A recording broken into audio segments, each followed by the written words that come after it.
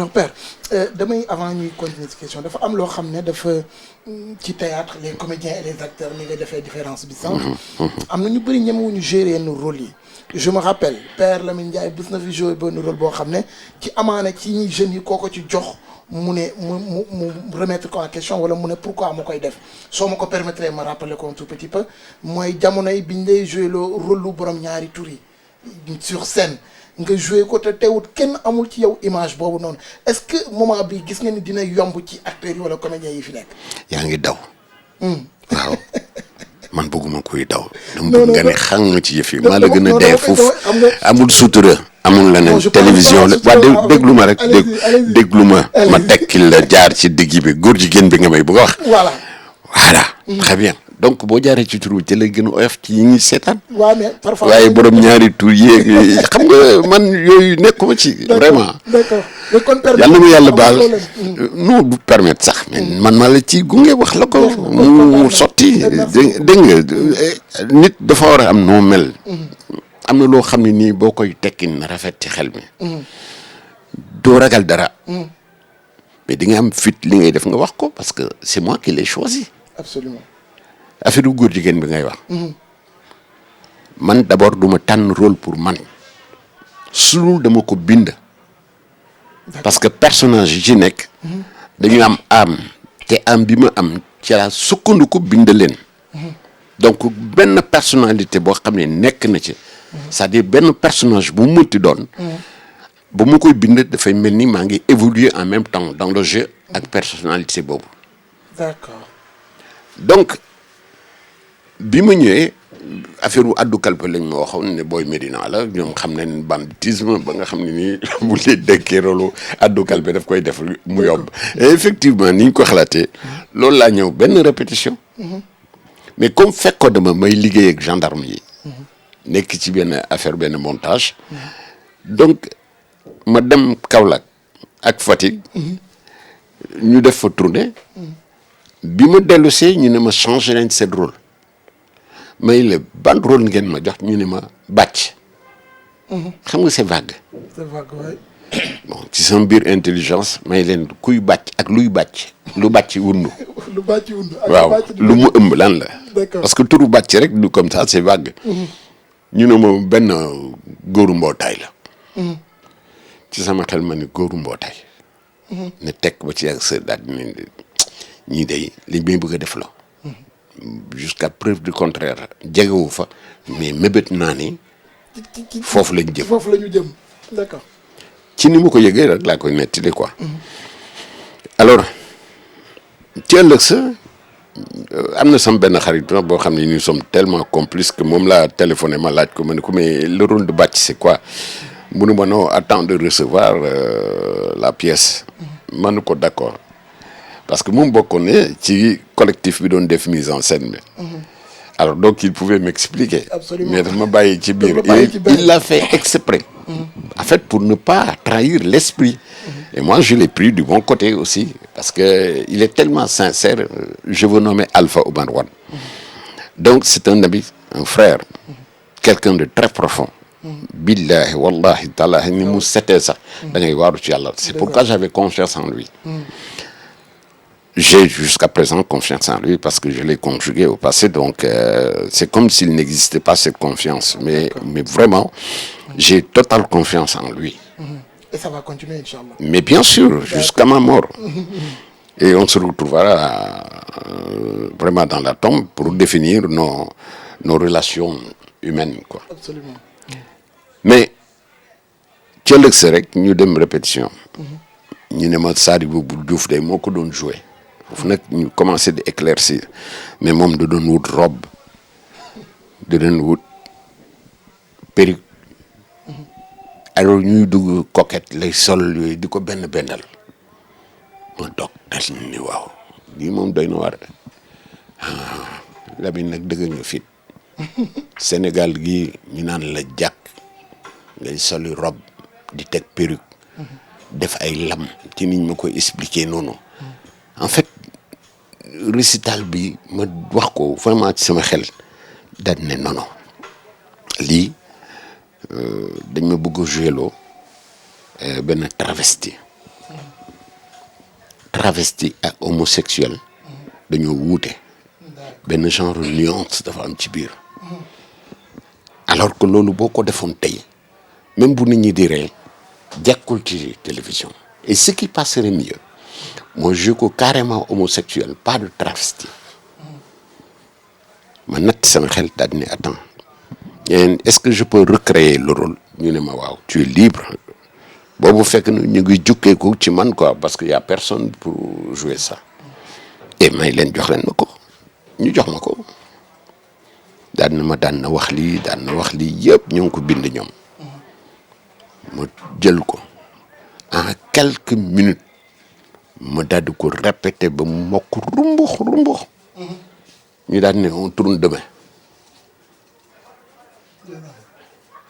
man leen d'accord boobu temps bi gàtt na te télévision gi teg camion bi nga xam ni camion mobile bi nga xam ni moo daan yore caméra yu bari yi voilà régie bi quoi alors donc ñu toog war a dugg ci loolu quoi ma daal di ñëw man leen attendez je tourne pas en continuité mais nañ ko tourner scène par scène mu wóor ne baax na on garde je me rappelle le réalisateur ndeysaan ku baax moom it oyof mën a comprendre nit gis nga li ma lay wax sama sët bi mooy lëjle noonu waaw moo tamay la tëjal bunt bi waaw maa ngi ñëw ça va lamp yi li di tàkk nii ak ñi yore micro bi xamul lu mu doon voilà moom dafa yaakaar ni ku dugg fii rek day rey maamam bu lee def ko lëjee ko donc yu ci ëllëg sa ñu waaw ndeysaan ku baax moom it ku yéwén ñu daal di ñëw teg mu ne Lamine ne te soucie pas bon xam naa ni xam nga affaire tournage ak yooyu mais on va s'y mettre ni nga ko waxee noonu lañ koy defaree on tourne scène par scène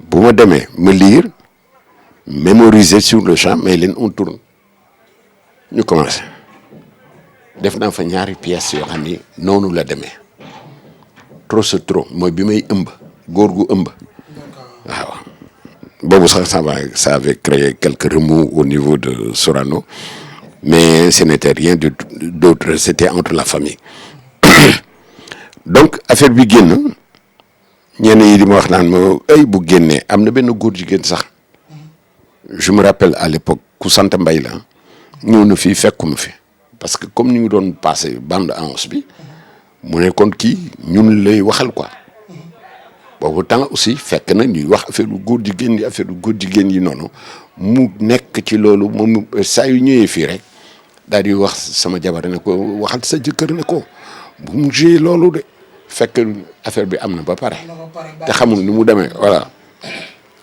bu ko fi génnee ba góor jigéen ñi dogale ko billaay dana xam ni noonu lu ko defee ni mu koy defee rek noonu la dana xam ni kenn du tooñ góor jigéen ñi pour ñu ma ñëwee rek wax ma daal di blasé quoi man waa baax na ba mu gis ko j'attends bon donc góor jigéen ñi dogale ma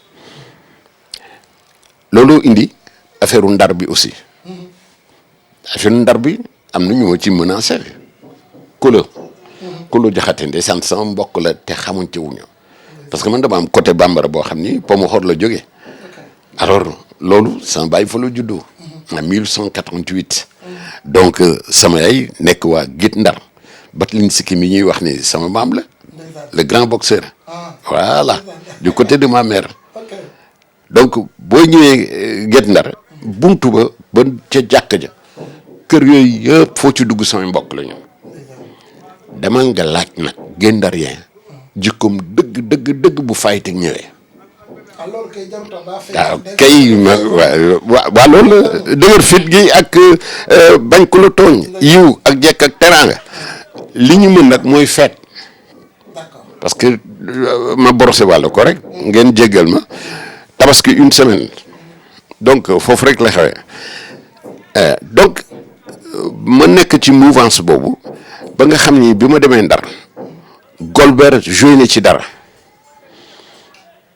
parce que ci biir pièce bi xaw ma Joséphine la xaw ma Aw Sène Sarr je crois que kenn daal ci biir texte am ne na ko ñun waa Ndar ñun waa Ndar boobu naqadi leen. Pourquoi? Parce que ñoom à l'image de góor jigéen bi ma indi dañu yaakaar ni ñoom lañ doon waxal alors que waxuñu ak ñoom ci biir pièce bi niñ ko traité parce que ci benn livre lañ ko jëlee trop c'est trop donc moo demee noonu donc n'a pas choisi Ndar par hasard comme ça c'est dans l'écriture gis nga di effet théâtre di def quoi donc ñu war cee góorgóorlu bu baax ba nga xam ne suñ koy defee je reviens encore war nañ ko togg seet ko setantel ko bu soog ko jébbal askan wi ci wàllu éducation ak ci wàllu yëpp wax jeeg tooñ geeg lépp lu mu mën ci doon ñu mën ko xalaat daal toggaat ko ni mu rafete parce que théâtre quand même lu rafet la dafa jege diine l'islam dinaa ci ñëw donc bi affaire bi génnee nekk benn tole boo xam ni ku romb rek tant sàcc baa ngi nii laay mujjee dégg partout damay ñëw romb tant sàcc baa ngi nii dañuy ànd ci biir oto bi par exemple ñuy dem tourner ñu daan ne sàcc bi am na ñoo xam ne tant lañ ma doon wooye te góor la kii la ñoo xam ne sax dañuy yaakaar ni ma ko joué qu'en réalité su ma nekk lu woon góor jigéen du ma ko interpréter noonu am na ñoo xam ne dañ ma xalaate ne waaw ne bon en fait réussi c'est je prends ça à demi-mesure quoi mais bon ci esprit nit ñi ñoom niñ ko jëlee c'est-à-dire pour ñoom waa ji bu nekkul góor jigéen surtout bi may xas ndeysaan takkaay ndem si yàlla gi yàlla na ko yàlla yërëm ma naan ko doxal ak nga tocc mu ko bu mel ni ku tocc mu ko ciment ak sa ñuulaay beaucoup de gens ont rigolé ak tooñ yu bari yu ma ci tooñ ndeysaan loolu je me rappelle jusqu'à présent mu nekkoon loo xam ne ni aussi tamit bokk na ci souvenir yi ma gën a marqué sama passage souvenir sama passage Sorano waaw ñu ñëw ci sa relation ci Rokhaya Niang ak Ibrahima Mbaye Thié boo doon dikkal yéen a ngi dugg foo xam ni nag samay nit lañu samay rakk lañu samay xarit lañu ñu baax lañu te li may wax fii billahi wallahi taalahi su ma taxawoon ci kanamu le bon Dieu je répéterai la même chose gis nga ñoom ñaar sama yaram sax day daw ku ma ci taxawal respect bi ma lay jox wallahi yàlla xam na ko sama biir xol ba nga xam ne nii li ma leen yéene ëpp na lool seen njort yàlla mi ñu tiim xam naa ko est-ce que xam nga ni dem naa ba màkk di leen ñaanal ñoom ñaar Rokhaya encore damay wàcc benn affaire boo xam ne yàlla tuddugul am bi ma koy mettitlu parce que saa yu ñu dajee loolu day nekk sama xel dafa naan ci ñàpp man su ma diggaaleeg yow benn mbir tant que defuma ko wala tant que concrétiser wul te yàlla nag mooy concrétiser ay affaire mais maa ngi koy ñaan daal lépp lu ma seq nit muy dige muy bor ak lu mu mënti doon yàlla na ma yàlla dimbali ba ma mottali ko avant may dugg suuf. yàlla na ko yàlla mottali jeex na je pense que foofu relation boobu dafa leer ci kanam nit ñi moo tax. bu baax sax kooku moom bu ko kenn naatable fi ma leen dugal ñoom ñaar yàlla rek ko xam waaw man nag du ma ko désigner dama koy noppiwaale parce que boo ko noppiwaalee mieux vivre ngay am ci loolu. d'accord Père Burkina Faso. et puis nga ci Burkina parce que Burkina itam buñ ko waxee yow am nga ci histoire. bu baax a baax foofu du ñu wooyee sama tur. ndeysaan. tonton Vivale rek nga dégg. tonton Vivale rek. waaw je ne fais pas la publicité de la SATREC. mais bokk na ci li nga xam ne Golbert joué woon na ko. Vita. ñoom ñu jël la vivacité. lañ fa yóbbu. c'est la vivacité. Donc, mais c'est la même société, je crois, qui a créé la vitalité comme la vivacité. Donc, c'est entre vitalité qu'a joué Golbert et vivacité que j'ai eu à jouer. Mais lépp dama ci gërëm kenn. Tu me permets de citer son nom. Baykor ku baax la nekkoon RTS. ndeysaan. nekk xaritu le propriétaire de Vitale. D'accord. Donc. Baykor lay jox Baykor comme xam nañu le premier mu dem gisi ji Golbert jox ko. Deuxième bi quand il a fallu en fait l'avènement des Lions. nga xam ni nii dafa tombeek 2002 la xaw ma. 2002 waaw ñu am ce voyage là au Mali. Coupe d'Afrique 2002 Coupe d'Afrique bi. donc ñu indi fa xam nga joueur dañu soxla sa vivacité. donc vivacité donc c'est dans le même thème en fait. C'est du vie, c'est du va. C'est du vi, c'est du va, c'est du vivacité. Comme Vitale rek. C'est du vi, c'est du ta. Viva, vita, vitale. waaw donc loolu moo indi sama siiw. Burkina te demaguma fa déjà. ndeysaan ndekete pendant la Coupe d'Afrique. moom lañ doon jàllale. puisque Mali dafa jege kii bi et puis ça a été traduit en Moré. ok man bambara là il est vrai. sama langue sax j'ai des difficultés dégg nga à prononcer ça. mais am na lu ma sax ci soose bi tuuti. ñaamaama falinde nu ñaamate falinde soo ko déggee mooy fa ñax daan sox démb bërki démb. ñax saxatu fa xam nga lu indi loolu. la chanson bi ñu wax Ceddo Kanaman Juba. d'accord. moo ko indi. jiw li seen bopp ñoo ko doon wax xam nga ñoom c'est des philosophes. donc suñu waxee ñaamama falinde ñun ñaamate falinde le pourquoi de ça mooy dañoo xeex ba dara di entre les Socé et les Peul histoire boobu la. d'accord donc pour revenir maintenant sur la discussion. loolu moo ma siiwloo foofu. Burkina Faso waaw ma dem fa dans un premier temps. ànd ak sama cousin bu ñuy wax Abou Fall. ma di ko gërëm di ko sant. mu indi ma dans les contes. donc raison yooyu moom moo yóbbu woon foofu déjà. d'accord j'avais créé un style. lecture spectacle xam nga ñoom tàmmuñu ko. ma ñëw jël contes yi ma fa doon def parce que j'ai pas eu le temps de l'apprendre ici. je crée les spectacles un spectacle comme ça donc mu nekk lecture spectacle c'est-à-dire tu lis mais tu joues. j'ai lu j'ai joué. am na ñenn ñi nga xam ni ils étaient attentionnés pas sur l'histoire. mais sur la diction que j'avais utilisée pour dire le texte.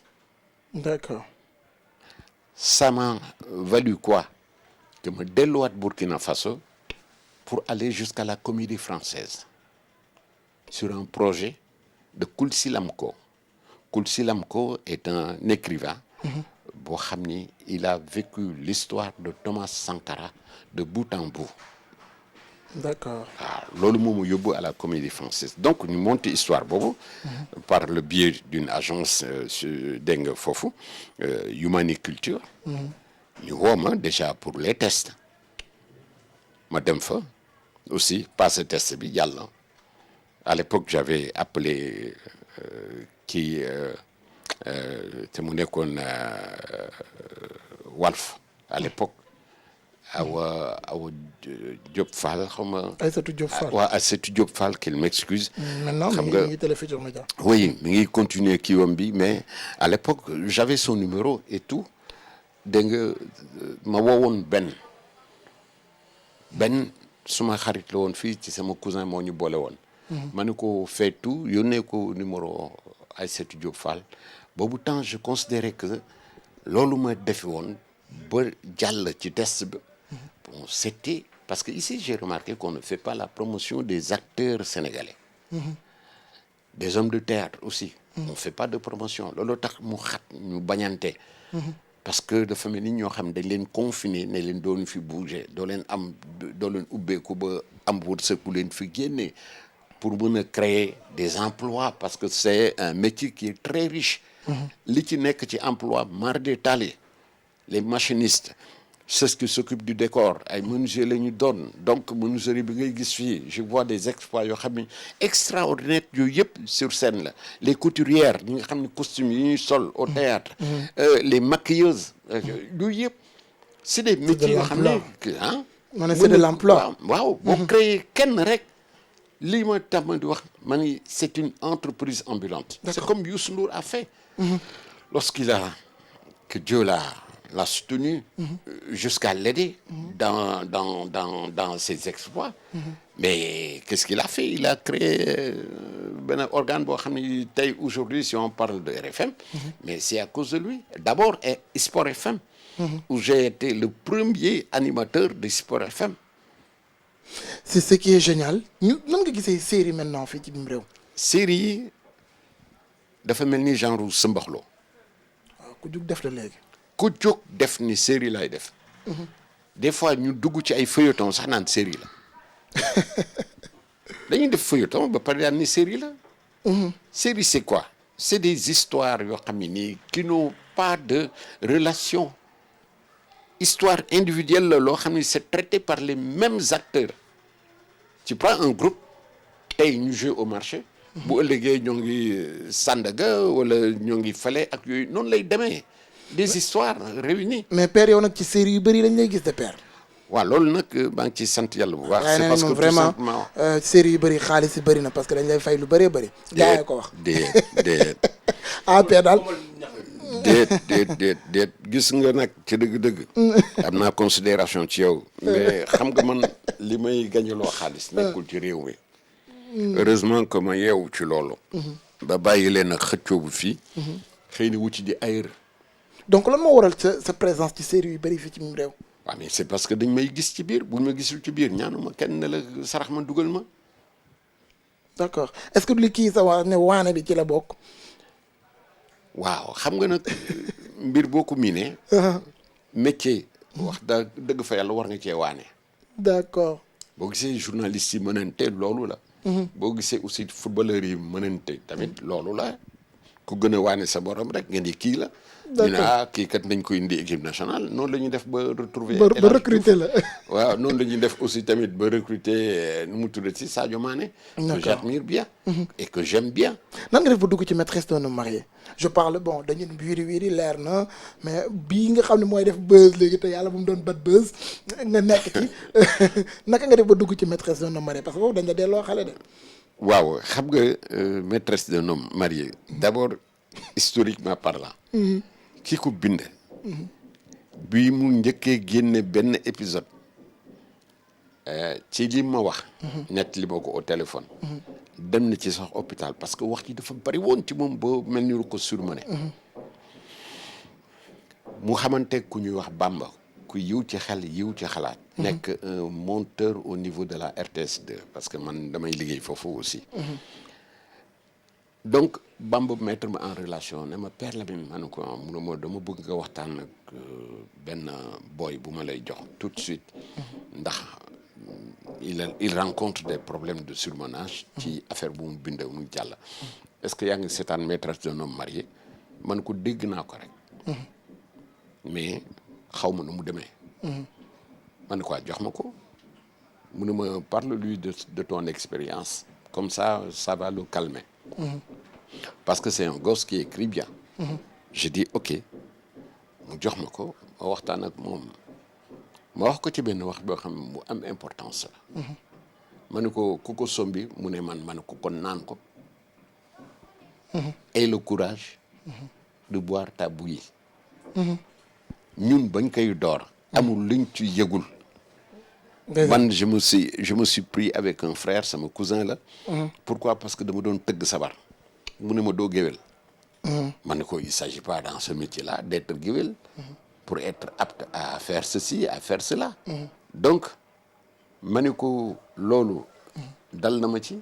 kon donc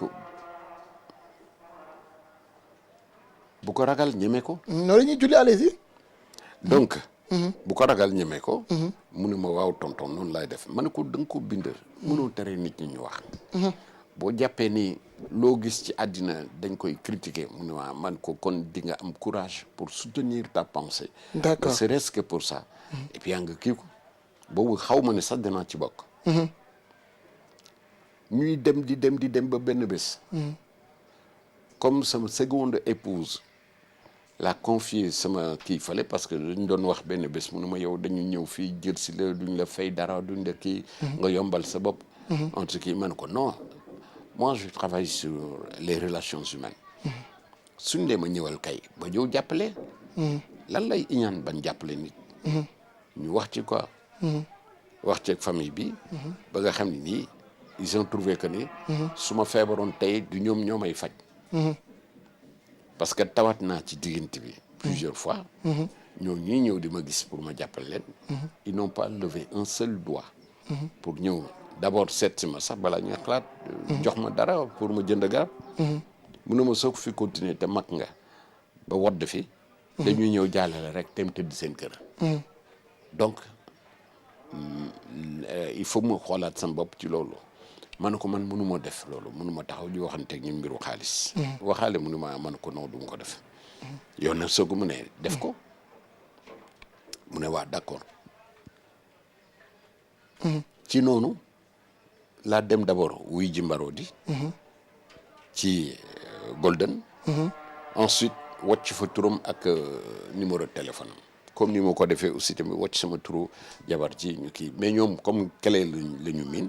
tout le temps dañoo koy woo. ñu woo ko ne ko am na benn rôle boo xam ne dañu bëgg ñu defal ñu ko parce que dañu seet suñu biir mais vraiment moom la ñu gis ñëpp dañ koo tànn. donc xam nga wutaluma ko sama bopp. dëgg la mais par ricochet wutal naa ko sama bopp parce que prestation bi may def peut-être la. dans Golden. peut-être loolu la ñu xalaat. alors ñu woo ko ne ko na ñëw ma ne ko dem nga foofu ba traité yëpp ak yooyu mu ne ma waaw ma ne ko luñ la wax mu nett li ma comme Golden. ma ne ko d'accord parce que j'avais accepté le contrat de Golden. dugg ci. la ma ci doon wax. la ma ciy jëf ñu bind texte mais texte bi ci boppam critiqué wu ma leen mais damay yedd rek en fait soo demee bay bind wolof nga nekk wolof bi dëgg alphabet wolof. parce que man dama koy lire j'ai été alphabétisé depuis 1972. à l'époque où la télévision RTS. ubbi woon ci lay soog télévision expérimentale. man ko jamono jooju mi ngi ma fekk maison de jeunes ñuy jàng wolof écriture bi. donc loolu moo may lire wolof mën naa ci def dictée def ci rédaction. bind laa wax. bind wolof bi waaw mën naa ci def dictée nga dictée ma mu bindal la wolof carrément. mën naa ci def rédaction nga jox ma benn thème ma bind ko rédaction. def introduction développement conclusion. waaw ma ne ko loolu moom mën naa ko mën naa leen ci sax jàppale boo leen bëggee. dégg nañ maam dégguñ ma je ne sais pas. mais toujours c'est le même texte qu'on m'envoie. d'accord nga dugg ci tey bi donc ma dugg ci. ñu def la xale. delloo non nañ la xale de mbëggeelu xale dëgg père nag lañ la dund loo. rôle bi ci boppam. moo demee noonu. moom nga dund nga ñu delloo la say 20 ans. oui mais mënuñ ma def xale. waaw mais parce que ay. si dans l'écriture. dama war a xale le. waaw c'est dans le jeu. que laa koy wone. parce que mbëggeel gu am doole nga doon dund foofu père mbëggeel bu gaa yi naan mbëggeel gu am jom. mais gis nga rôle bu ñu la ko joxee. je te jure que ni de tous les côtés ngay seet. parce que loo wékku ci benn kii rek. li tax ñu lay exiger à ce que tu fasses bu amee les règles des 3P aussi. man sama règle lii la. philosophie. sociologie ak psychologie. mais est-ce que demul ba ci moment nga nekk dans bon certes vous êtes toujours dans le bain ci personnage bi mais ci moment wu amour bi dëgg-dëgg bu ñu gis say xeetu poème père sa xeetu jooy yooyu bi la mère bi bàyyee père dafa mel ni yow da ngaa nekkoon ci fàtte woon nga sax ne yow père Lamine normal yaa ngi doon dund mbëggeel. mais loolu sa gis-gis la. mais moment ba ma koy def li ma doon dund. yàlla rek ko xam ne ni rôle bi laa doon dund. d'accord. déggoo li ma wax. il est dans des sociologie psychologie philosophie. d'accord. Philosophie ça te permet d'avoir une bonne palette et de réfléchir par rapport à ces palettes là. dégg nga. Psychologie. il faut étudier la mentalité du personnage. qui il est comment il agit. qu'est-ce qu'il fait en réalité comment il parle. nan nga gisee acteurs yi ñi moment yii nii. ñi nga xam ne yooyu ma la wax duñ ci dugg yenn saa yi dañu ñëw rek. indi seen personnalité. ñoom seen jikko bopp la ñuy indi. mais kan ngay gis ni yaakaar ngi am na ko nga xam ne am nga ci moom yaakaar d'une manière générale. ñoom ñëpp ils ont besoin de direction. tout simplement. mais la base c'est l'intelligence. gos yu ma gis yëpp ñuy jouer et qui portent des personnalités je veux dire des personnages. donc ñoom ñëpp ils sont intelligents. parce que sinon. duñu mën a woon porter ces personnalités là au niveau de la télévision. parce que nag télé. yamul de. déedéet. foog nga boole ci fit. ànd teg dal pour xel bi. ba nga xam ne bu la caméra tiimee. doo ko ragal d'abord c'est ce qu'il faut combattre mais am na ci ñu bari ñoo xam ne nii bu leen caméra tiimee. ñu lox même dans leur jeu. xam naa ni c'est pas eux. am na ci une partie boo xam ni nekkutul ñoom. ñu fàtte la réalité.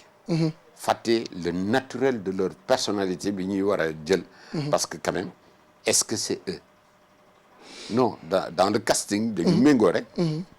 ah donc esthétiquement ça peut être eux mais psychologiquement est-ce que c'est eux. fi ma lay waxee xaw ma dëggam dégg nga ma. maa ngi lay jëli. ah dégg naa ko ñaw nga waaye maa la gën a wax dégg nga. parce que métier bi quand même. maa ngi lay jëli. dund naa ci loo xam ne nii. toile fakal macha allah. macha allah. n'importe quel rôle au monde. boo ma ko indilee il s'agit même pas de me dire nii nga koy defee la naa. bindal sa texte indi ma wax ma sa histoire j'ai besoin du synopsis. pour xam étudier sama personnage bi ma joué. dans toute sa dimension du début à la fin. parce que du début à la fin bu amee ay variantes. fu mu waree mer mu mer fa. ci sa biir foofu mu calme am na loo fa wax biram. ñu bëri dañ ko doon xaw ma say xeetu làkk la xaw ma je sais pas je peux même pas répéter am na ay xaw ma dënn xi nag genre yooyu noonu je me rappelle mooy moment bi ngeen di. est-ce que tu peux consulter une personnalité que j'aime bien. qui Doudou fait ses buzz. Doudou fait ses vidéos. Voilà. J'admire ce gosse. Doudou fait des vidéos. waaw xam nga lu tax. il a repris textuellement. la ma waxoon. muy lan noo ko waxee woon. weeto idso haaban bindaafun ko riigan. ko geeto ko fanko ko hebra ko haras. loolu lan la père. c'est du charabia. lu la neex. je l'utilise quand je veux. loolu lu la neex la tekkul dara. waaw tekkul lenn. amul signification. am na yu bëri ñoo xam ne. ñu bëri ñu naan ñi gaa ngi làkk indi. waaw ñu naan kon père daal wax na lu ko neex. non damay ree. damay ree parce que xam nga dama ko dagg faf. parce que asta jaalo pusti malayka gramati ko gaame loolu yëpp ci la bokk. ñun dañ ko daan foye bi ñu nekkee jeune. alors comme dañ ma bëgg a. duñ la ko baal de yàq suñu xam ne ñun façon langue bu nekk créé nañ ko ci sa phrase boobu. mais ma baal leen rek jéggal. jeex na ban série nga yaakaar ni moment bii nii. am nga ci bu xam naa ne maîtresse di nga ma ko tuddal gaa bu dox boo yaakaar ni gis nga ci moom yaakaar. mais xam nga am na boo xam ni ñi ngi koy kii ñi ngi koy publicité. et dama ci dégg benn baat boo xam ni dama tikke. muy ban. ay baat sax loo xam ne nii tàmmuñu ko dégg. ci kii xaw ma lu tax ñu def ko. mais ça aurait été moi baat yooyu du génn mën nañ ko luñ ci bëgg a wax mën nañ ko waxee neneen lu gën a sedd. pas mu tàng pas mu hot comme niñ koy faral di wax en anglais. bu bees la xaw ma infidèle lañ koy wax xaw ma waaw. infidélité waaw dégg naa ci benn saaga boo xam ni j'ai vraiment tiqué. mais loolu est-ce que nekkul ci am ni ci mag ñi ñu ko fi njëkk a génne. non gis nga pour ne pas citer de nom en fait. comparaître n'est pas raison. comparaison. n'est pas raison. dafa am loo xam ne nii da ngay seet lu la tax a jóg. est-ce que c'est pour jouer à ça wala est-ce que il faut révolutionner le théâtre. donc boo doon teg ci kaw série bi gën a dox ban série lay ngay teg yow selon yow. non teguma benn série. dama ni la c'est tous des gens qui sont intelligents. il faut que je les respecte parce que maa ngi ci biir. li ma lay wax nii génnoo ma ci sama bopp. dëgg la. mun naa njaax suba. jaar ci benn baat boo xam ne xëy na ñoom ni ñu koy déggee saaga lay nuru ci ñoom. tu me parles tout de suite d'un charabia que j'ai improvisé. xaw ma nu ñu koy déggee. mais pour man niñ ko daan fooyee rek laa ko rendre. te xam naa ni yàqul dara parce que quand même lañ tax ñu ci daan jóg temps bi ñu nekkee jeune di ko fooyee. loolu laa xalaat rek indiwaat ko. doonul saaga amul benn. saaga ñun kay langue bi ñu neex lañ ko jox ñun moom interpréter ñu ñu neex ñun. waaw pour si malayka gàllankoor ko gaawee. waaw d'accord père rôle de l'État ci yéen acteurs yi parce que dañu def benn remarque. la majeure partie je vais dire les comédiens au début parce que ci ñoom lay gën a ràññeeku. bu ñu demee ba tollu benn âge bi feebar dab leen da ngay gis ñuy ñaan ndimbal. est-ce que réellement ni ñu leen war a soutenir nañ leen ko est-ce que taxaw bi ci war taxaw nañ leen ko. rôle de l'État je veux dire. man daal jotewuma ak dara état.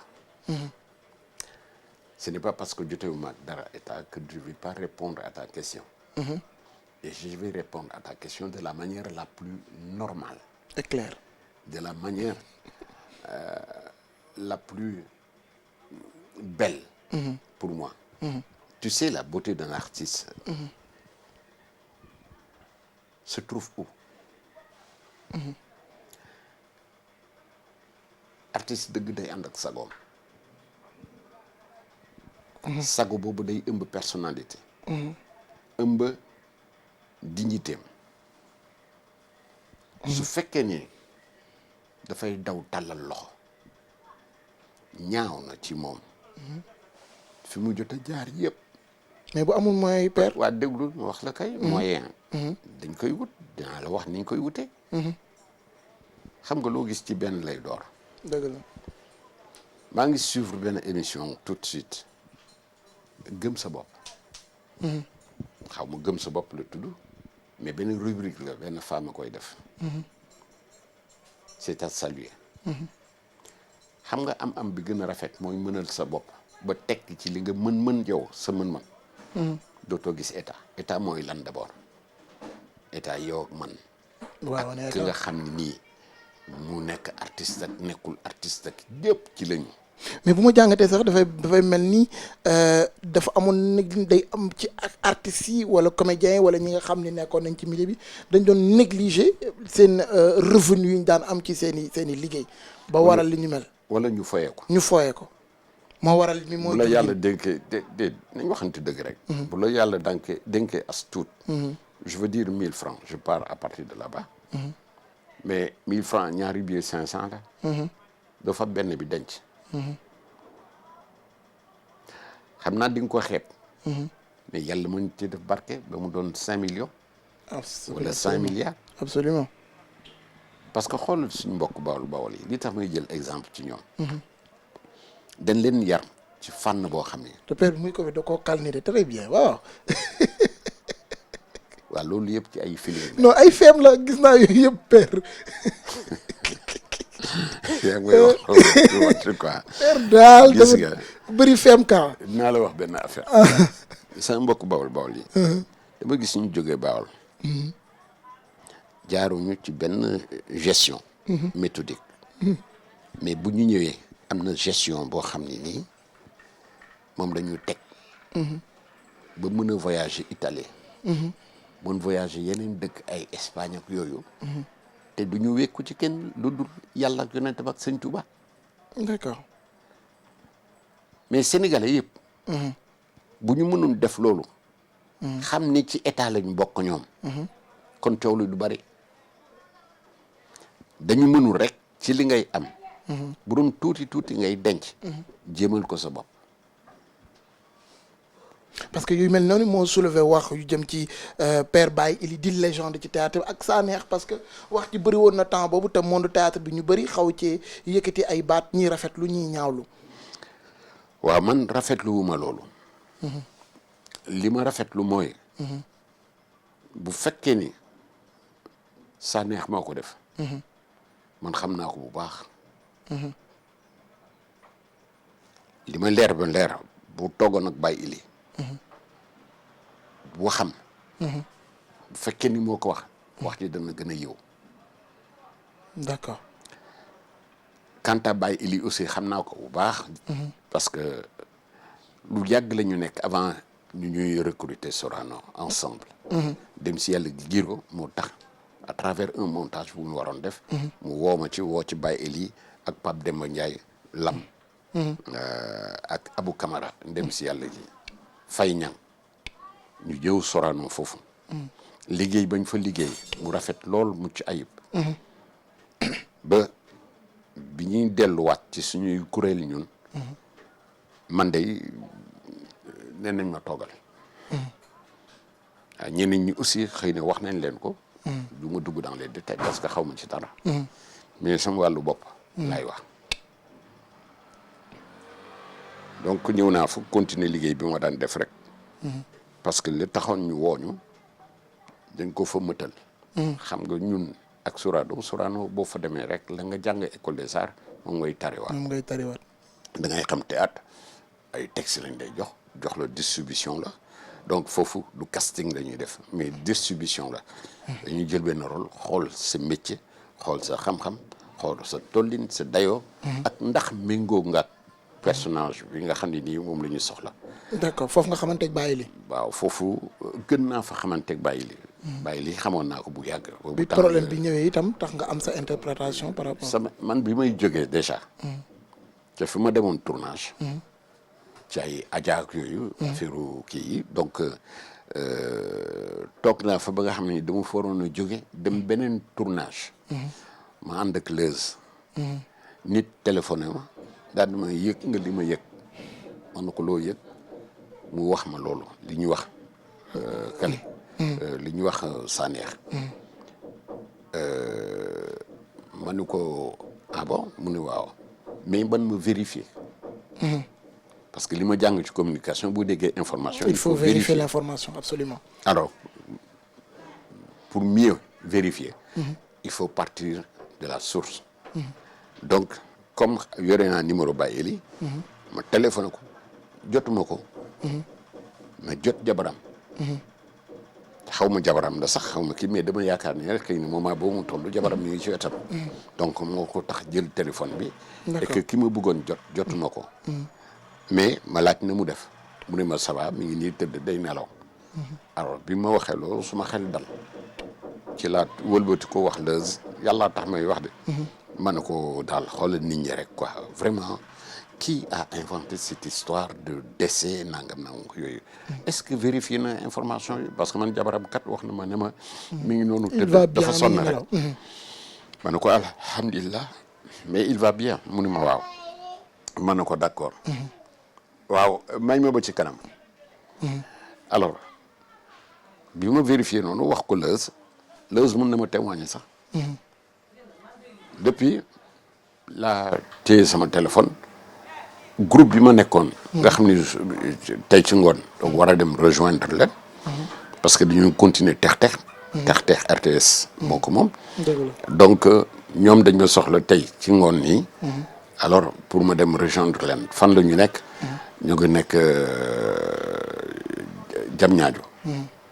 foofu la ñu war a jouer ji. Sébikotane plutôt. waaw dañ ma jéggal. alors ñoom boobu temps ñu ñëpp ñu ngi ci nekk même Baye Ly. toog nu benn bés ba bi ma yëgee ni aussi tamit feebar na. te nañ ma ko waxee woon. dama ko téléphoné ma ne ko mais ça va mu ne ma oui ça va. ma ne ko y a rien tu te sens bien mu ne ma woy alhamdulilah maa ngi sant bu baax. ma ne ko man de soññi naa fii gars yi ne leen pour du ñëw seet si la vraiment def délégation mais nag ñoom dañ ni nañ bàyyi ba série bi jeex parce que mi ngi jeex ci semaine bale. yàlla mi dara tawul semaine ba muy jeex tombeek mbas mi dugg ci réew mi. d'accord. alors ñu tere ñu. waaw circulation beeg rassemblement bi. il fallait que ñu kii loolu donc looloo tax ba demuñu boobu jamono. d'accord. donc léegi ma jóge fa donc téléphoné ko. gis nga fan yi yëpp maa ngi koy woo. mais jotuma ko xam naa ni ci privé bi mu xam moo am crédit laa koy wooye xaw ma ndagam dina ko jël xaw ma ndagam du ko jël mais daal naa sonné foofu plusieurs fois. gisuma ko décroché. ma koy ñaanal jàmm. parce que nag quand même. le temps soit peu bokk nañ ko te vraiment mu dox te wanewul benn animosité nii leneen loo xam ne kii ne bu ko defoon comme moom ni mu dëgëree fit noonu ci ni ma ko xamee. noonu laa koy waxee ni loolu la. jeex na parce que moom lay noonu lay doxalee. boo nekkee relation moom bàyyi lii teg ko ci dëgg rek tey doxal yoon. kontaan nañu Papa ci dalal ki nga ñu dalal ce fut vraiment un plaisir. ma bàyyi la tamit nga daal di tàggatoo internet yu Dakar Buzz xam naa ne tàggatoo bu dul doon tàggatoo ndax dinañ fi jaaraat itam faaw ñu yaatal yenn point yi. waxtu wu leen neex ñëw leen. kontaan nañu je vous attends à tout. jeex na lépp loo leen bëgg ñu waxtaan. ba ci boo leen foogeewul sax dinañ ci ñëw. ayca nañ ci dem rek. merci kontaan na man du ma daw interview. jeex na parce que boo yaakaar ci sa bopp nii li ngay béy leer na. voilà wallaahi doo daw interview waaw. jeex na merci beaucoup ma bàyyi la nga tàggatoo ak internet yi. internet yi xam nga nag bëgg ngeen wala déet waaye toog nañ jotaay yoo xam ni yaakaar nañ ni boo leen ñu seetaanee da ngeen yokk seen gëm-gëm ci télévision bi muy Dakar Buzz. kon nag à une prochaine fois. D'accord. Merci beaucoup à Père Lamine. Ce fut vraiment un plaisir de partager l'émission avec lui. Yéen itam yéen ñi nga xam ne yéen internet yi doon ñu bàyyi xel merci parce que itam xam naa ni xaar bi yàgg na waaye toog ngeen tamit d'une manière plus large pour daal di taataan waxtaan bi ñu fi doon waxtaan. mën naa laa ñaan dara. allez-y dagguma la yàlla bu la dee doog dagg man wax ma sax mbas mi mais ñaari El Hadj Malick yi fi génn àdduna waaw muy waaw. yal na leen yàlla teeru fa ñu jëm fi ñu jógee yal na leen yàlla defal lu ko raw foofu buñ fa nekkee woon jàmm te am kii yal na leen yàlla gunge ci lislaam te teeru leen ci béréb ba nga xam ne nii foofu la ñu jëm billaahi wallahi talaahi li may wax ni ma ngi ko tibbee ci sama xol mbokk yi ñi ñu def jàmm wax jàmm ànd jàmm jubo te ngir yàlla tax ci barke yonent bi jërëjëf.